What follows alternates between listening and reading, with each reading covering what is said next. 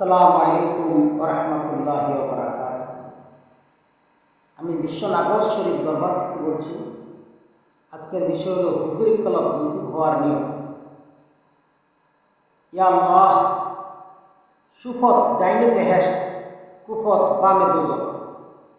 পিছে আজরাইল ফুলসিরাতের পারে বসিয়া মুর্শিদ কিবলাকে সাক্ষী রাখিয়া যে আল্লাহ আমাকে সৃষ্টি করিয়াছেন সেই আল্লাহকে পাওয়ার জন্য আমি আমার দেন জ্ঞান, জান, ছায়া, চেতন, মন প্রবণ দ্বারা আমি আমার কলব সহ সকল লতিফ ও আনাস তরফ আজ্ঞা আছি।